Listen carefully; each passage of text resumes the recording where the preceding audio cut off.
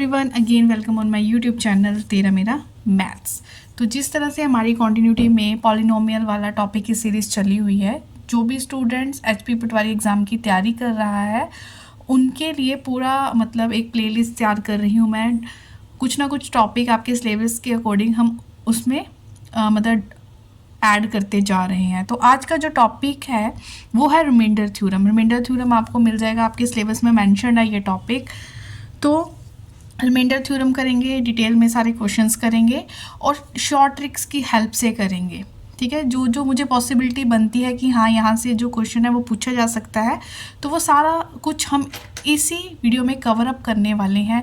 अगर कोई सीरियसली तैयारी कर रहा है तो प्रॉपर नोट्स के साथ करें और वीडियो को पूरा देखें। तो सबसे पहले हम रिमाइंडर थ्योरम की करते हैं डेफिनेशन, कि रिमाइंडर थ्योरम की जो डेफिनेशन है वो बोल क्या रही है।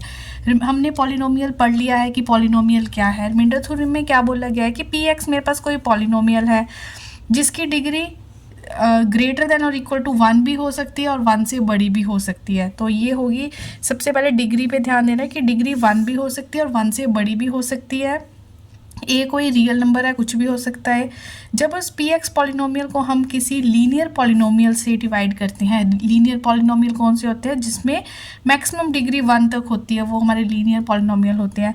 जब हम पी एक्स पॉलिनोमियल को लीनियर पॉलिनोमियल से डिवाइड करते हैं तो उसका जो रिमाइंडर बनता है वो पी ऑफ ए बनता है। कहने का मतलब मेरे पास पी एक्स कोई पॉलिनोमियल है, जब मैं इस पॉलिनोमियल को डिवाइड करूँगी किसी लीनियर पॉलिनोमियल एक्स माइनस ए के साथ, तो यहाँ पे कुछ क्वेश्चन आएगा और एंड में जो रिमाइंडर आएगा वो कह रहे हैं कि पी ऑफ ए होगा। ये मेरा क्या आएगा, रिमाइंडर। तो ये सारा क्रक्स था किसका, रिमाइंडर थ्योरम का। कुछ भी नहीं ज़्यादा बोला गया है कि पी एक्स एक पॉलिनोमियल है जिसकी डिग्री, अगर आप थ्योरम को पढ़ोगे ना अच्छे से, क्या पता पूछने वाला थ्योरम में से ही कोई ऑब्जेक्टिव टाइप क्वेश्चन बना के पूछ ले। तो एक एक वर्ड को पढ़ना है कि जो पी एक्स है पॉलिनोमियल है उसकी डिग्री कितनी होनी चाहिए, क्या 1 से कम हो सकती है तो 1 और 1 से ज़्यादा हो सकती है।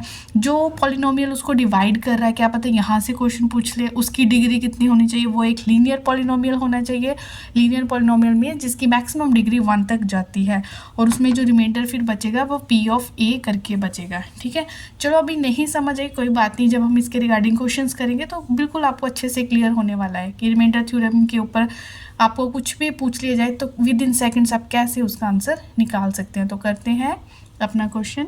फ्रेंड्स, ये क्वेश्चन है जो पूछा जाएगा, कहते हैं जब रिमाइंडर हमें फाइंड आउट करना है जब इस चीज़ को हम डिवाइड करेंगे इस चीज़ से, मतलब जब मैं x प्लस 1 के साथ किसको डिवाइड करने वाली हूँ, x प्लस 3x² माइनस 1 को डिवाइड करने वाली हूँ, तो उस समय यहाँ पे क्या रिमाइंडर आ रहा है ये चीज़ हमें फाइंड आउट करनी है। तो बेस्ट मेथड क्या है करने का, देखो जो पहली चीज़ है इसको आप मान लो पी एक्स, ये कि मेरा पी एक्स पॉलिनोमियल है। जो दूसरा जिससे आपने डिवाइड करना है उसको आप मान लो कि ये मेरा दूसरा पॉलिनोमियल है जिसको मैंने जी एक्स नाम दे दिया। अब आपने जी एक्स पॉलिनोमियल को इक्वल टू 0 कर देना है। जब इक्वल टू 0 आएगा तो वहाँ से आपने x की वैल्यू निकाल लेनी है। ये +1 उधर जाके क्या हो गया -1। जब ये प्लस यहाँ से जो x की वैल्यू आएगी, पुट, मैं लिख रही हूँ बट आपको ऐसा कुछ नहीं लिखना, put this value of x in polynomial p of x, इसमें आपने इसको क्या कर देना है, पुट कर देना है। अब देखो पुट कर दो, x की जगह आ गया -1 + 3 -1 का स्क्वायर -1, इसको आपने करना है अब सॉल्व। देखो -1 का स्क्वायर क्या होता है, पॉजिटिव ही होता है, +3 -1, तो ये आ गया 3 - 2 = 1। तो आपका आंसर आ चुका है 1 इसका क्या होगा, रिमाइंडर होगा जब आप इसको इसके साथ क्या करोगे, डिवाइड करोगे। तो ये बेसिक है, बेसिक समझ लो, एक बेसिक समझ लिया। अब आप हज़ारों क्वेश्चन इसी मेथड के ऊपर क्या कर सकते हो, प्रैक्टिस कर सकते हो। निकालो एनसीईआरटी 9th क्लास की और 10th क्लास की, वहाँ से जितने क्वेश्चन उठाने हैं उठाओ, सॉल्व करो, एग्जाम्पल्स एक्सरसाइज करके देखो। तो कभी भी रिमाइंडर पूछा गया हो, ठीक है, तो आपने देख लेना है कि किस तरह से फाइंड आउट करना है। जो आपका जिससे आप डिवाइड कर रहे हो वहाँ से आपने x की वैल्यू निकाल के उसको कहाँ उठा के डाल देना है, उठा के डाल देना है डिविडेंड के अंदर, मतलब पी एक्स पॉलिनोमियल के अंदर। उसमें जो सॉल्व करके आएगा वो हमारा क्या होगा, रिमाइंडर होगा। आई थिंक क्लियर हो गया होगा। प्रैक्टिस के लिए अब कुछ और क्वेश्चंस करते हैं। फ्रेंड्स मैंने पहले पी एक्स और जी एक्स लिख दिया, लेकिन क्वेश्चन में ऐसा नहीं लिखा होगा कि ये पी एक्स है ये जी एक्स, की हमें खुद एज्यूम करना पड़ता है। ठीक है, क्वेश्चन उसी फॉर्म से आएगा जैसे हमने फर्स्ट क्वेश्चन किया है। तो हमने क्या करना है, जल्दी से देख लो, जो जी एक्स होता है वहाँ से हमने निकाली एक्स की वैल्यू कितनी निकल गई, -1, कि इसको आपने इक्वल टू 0 करना होता है ना, तो यहाँ से आ गया -1। इस -1 को हमने पुट कर देना है यहाँ पे। अब जब हमने यहाँ पे पुट कर देना है तो रिमाइंडर कितना आ जाएगा, -1³ +1। ठीक है, कभी भी नेगेटिव की पावर ओड हो तो नेगेटिव साइन के साथ आंसर आएगा, कभी भी नेगेटिव की पावर इवन हो तो पॉजिटिव साइन के साथ आंसर आता है। ठीक है, तो -1 की पावर क्या है, 3 है ओड है, मीन्स माइनस तो रहेगा ही रहेगा, +1, तो आंसर आ चुका है 0। सेकेंड्स में हम इसे जल्दी से जल्दी कर सकते हैं अगर पूछने वाला यहाँ से क्वेश्चन पूछता है, बिल्कुल भी मुश्किल नहीं है रिमाइंडर थ्योरम। प्रैक्टिस के लिए एक और क्वेश्चन ले लेते हैं, देख लो। नेक्स्ट क्वेश्चन है कि अगर मेरे पास पी एक्स देखो मैं खुद एज्यूम कर रही हूँ, क्वेश्चन की फॉर्म वही रहेगी जो फर्स्ट क्वेश्चन मैंने आपको प्रॉपर लिखा था। तो टाइम सेव करने के लिए मैं इसको पहले ही पी एक्स और जी एक्स की फॉर्म में लिख रही हूँ। ये है मेरा पी एक्स और यहाँ से आ गया जी एक्स, x+1।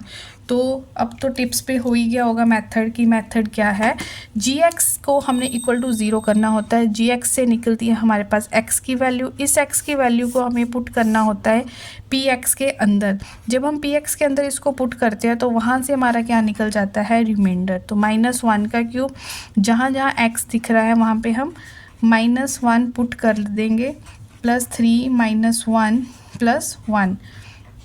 तो माइनस की पावर है ओड, नेगेटिव की power odd means negative sign लगेगा। यहाँ पे नेगेटिव की पावर है इवन मीन्स नेगेटिव साइन अब ख़त्म हो गया, यह +3 आएगा, प्लस माइनस -3 +1, +3 -3 हो गए कैंसिल, -1 +1 हो गए कैंसिल। तो यहाँ से जो यहाँ से रिमाइंडर निकल के आ रहा है वो आ रहा है 0। अब जो हमने ये क्वेश्चंस प्रैक्टिस किया रिमाइंडर निकालने के, 9th और 10th क्लास की NCERT बुक से हम काफ़ी क्वेश्चन इसके रिगार्डिंग प्रैक्टिस कर सकते हैं ना। तो अब हम जो नेक्स्ट कर रहे हैं तो वहाँ पे भी रिमाइंडर ही निकालना है, लेकिन वो नंबर सिस्टम का क्वेश्चन है, लेकिन रिमाइंडर पूछा गया तो हम प्रैक्टिस के लिए वो कैटेगरी के क्वेश्चंस भी कर लेंगे, क्या पता पूछने वाला वहाँ से भी क्वेश्चन पूछ ले। तो ये क्वेश्चन की जो टाइप होगी वो कुछ इस तरह से होगी। ठीक है, देखने में बड़ा ही कॉम्प्लिकेटेड क्वेश्चन लग रहा है कि 37⁻1000 है और हमें उसे डिवाइड करना है 9 के साथ। तो ये क्वेश्चन जो है वो ट्रिक बेस्ड क्वेश्चन है और इस तरह के क्वेश्चन हमने किस तरह से विद इन सेकेंड्स एग्जाम में करने होते हैं। क्वेश्चन में बोला गया है कि 37⁻1000 डिवाइडेड बाय 9। तो यहाँ से डिवाइड करने के बाद कितना रिमाइंडर निकल के आता है ये हमें बताना है। कुछ हमें ऑप्शंस दे रखी होगी। तो इस तरह के क्वेश्चंस को हमने trick based with in seconds कैसे करना होता है, बड़ा ही इंटरेस्टिंग सा इसका एक ट्रिक है स्टूडेंट्स, जिससे आप डिवाइड कर रहे हो। आपने ये जो यहाँ पे बेस है वो है 37 बेस है। जब हम 9 का टेबल इस तरह से हम रीड करेंगे जो इसके आसपास हो, मीन्स या तो +1 या कुछ -1 में बनता हो। अगर हम इसको रीड करें तो 36 तक ये जा रहा है, मीन्स यहाँ पे एक डिजिट एक्स्ट्रा है, मतलब +1। अब यहाँ पे क्या आ गया, +1 मीन्स 1। अब ये आप इसको 1 पढ़ोगे, 1 क्या बन रहा है 1000। तो जो ये 1000 बन रहा है 1 कुछ भी हो, तो यहाँ से जो आंसर निकल के आ गया वो 1 आ चुका है। तो ऑप्शन में हमें 1 -1 0 कुछ इस तरह की ऑप्शंस देखने को मिलेगी। तो जिस ऑप्शन में 1 होगा वो हमारा एग्जैक्ट आंसर होगा। तो क्या करना होता है कि जो बेस होता है हमने उसको रीड करना है कि 37 के आसपास कौन सा नंबर आ रहा है। वो या तो 1 एक्सीड करना चाहिए या तो 1 डिक्रीज होना चाहिए। तो ये एक्सीड में जा रहा है। ठीक है, तो यहाँ पे 1 क्या हो रहा है, प्लस हो रहा है। तो 1 अब ये क्या बन जाएगी, पहले 37 थी, अब हम इसको क्या पढ़ेंगे 1 मीन्स 1। तो आंसर देखो बड़े ही जल्दी आ जाएगा। अगर आपने प्रैक्टिस किया है तो मतलब आप देख के टिक लगा दोगे। तो प्रैक्टिस तो मस्ट है। जब हम किसी भी वीडियोस को देखते हैं वो हद 10-20 क्वेश्चन आपको प्रैक्टिस करवा देगा, वो जस्ट आपको मेथड दे रहा है। प्रैक्टिस करने के लिए आपने मतलब इधर उधर से क्वेश्चंस उठाने हैं। NCERT तो आपको बेस बता ही दिया, उन क्वेश्चंस को करो, उन क्वेश्चंस पे ट्रिक्स लगा के देखो, है ना।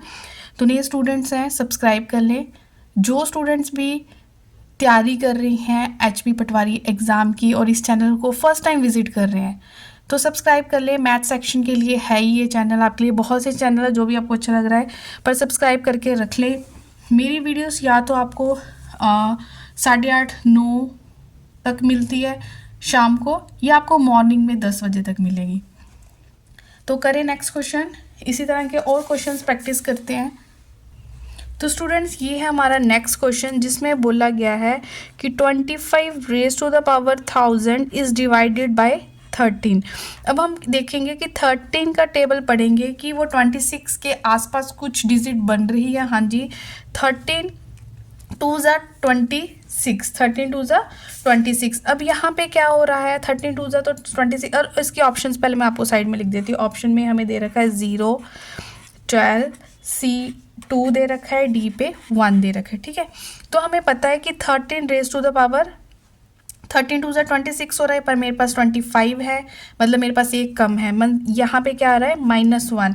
अब क्या होगा, -1 रेज़ टू द पावर क्या बनेगी 1000। अगर एक्सीड कर रहा होता तो +1 बनना था, ये एक्सीड नहीं कर रहा, एक कम हो रहा है, तो -1 रेज़ टू द पावर 1000। अभी मैंने आपको बताया कि अब ये पावर क्या है, इवन है। इवन में जो होता है, अभी मैंने आपको बताया ना, -1 रेज़ टू द पावर अगर इवन हो तो आंसर हमेशा क्या आता है, पॉजिटिव आता है। तो ये चीज़ नोट कर लो। तो 1 आपका क्या आ चुका है आंसर, मतलब -1। ये छोटी छोटी बेसिक बातें होती है ना जो हमारे ट्रिक्स में हेल्प करती है। -1 रेज़ टू द पावर अगर इवन पावर हो तो पॉजिटिव आंसर आएगा, तो +1 आएगा। -1 raise to the power odd power हो तो आंसर आपका -1 आएगा। आई होप ये आपको क्लियर हो गया होगा अच्छे से। स्टूडेंट्स लाइक कर दिया करो अगर आपको पसंद आता है ये कंटेंट। तो करें एक क्वेश्चन और प्रैक्टिस के लिए। चलो स्टूडेंट, बेस तो आपको समझ आई गया है ना, तो प्रैक्टिस के लिए एक और क्वेश्चन ले लेते हैं हम। तो 65 रेज़ टू द पावर 99 को हमें किससे स्टूडेंट्स डिवाइड करना है, 11 के साथ डिवाइड करना है। तो हम देखते हैं कि जो ये बेस है जिसे हम डिवाइड कर रहे हैं वो किसके आसपास आ रहा है। 11 6 ज़ा 66 होते हैं, लेकिन यहाँ पे तो एक कम है। कितना कम है, -1 कम है। हमेशा हमारी कोशिश होती है या तो -1 कम हो या +1 ज़्यादा हो। तो अब यहाँ पे क्या बन गया, -1 raise to the power 99, -1 raise to the power 99। अब 99 हमारे पास एक ओड नंबर है, तो आंसर क्या आ गया, -1। बट जब हमने ऑप्शंस चेक की, ऑप्शन में तो हमें -1 दिख ही नहीं रहा, तो इसका मतलब क्या हमारा आंसर गलत है। नहीं स्टूडेंट, आप सही चल रहे हो, बट आपको एक स्टेप यहाँ पे क्या करना है, एक और ऐड करना है। कभी भी आपके पास क्या हो, नेगेटिव में, क्योंकि हम फाइंड क्या कर रहे हैं, रिमाइंडर फाइंड आउट कर रहे हैं, -1 आ गया। अगर कभी आपको लगे आपका रिमाइंडर नेगेटिव में आ रहा है और ऑप्शन नेगेटिव में नहीं है, तब आपने क्या करना होता है, अपने रिमाइंडर में क्या चीज़ ऐड कर देनी होती है, जिस चीज़ से आप उसको डिवाइड कर रहे हो, जिससे आप उसको क्या कर रहे हो, डिवाइड कर रहे हो, वो चीज़ आपने इसमें क्या कर देनी है, ऐड। अब क्या बन गया, -1 + 11 10। अब देखो ज़रा, ऑप्शंस की 10 दिख रहा है, yes, option D. Option D is your answer. I hope clear हो गया होगा। तो इसी तरह की वीडियोस इस चैनल पे आपको मिलती रहेगी। तो जो भी अब नेक्स्ट थ्योरम इस पॉलिनोमियल टॉपिक की रह चुकी है वो हम नेक्स्ट वीडियो में कवर अप कर लेंगे। तो मिलते हैं नेक्स्ट वीडियो में। Till then take care.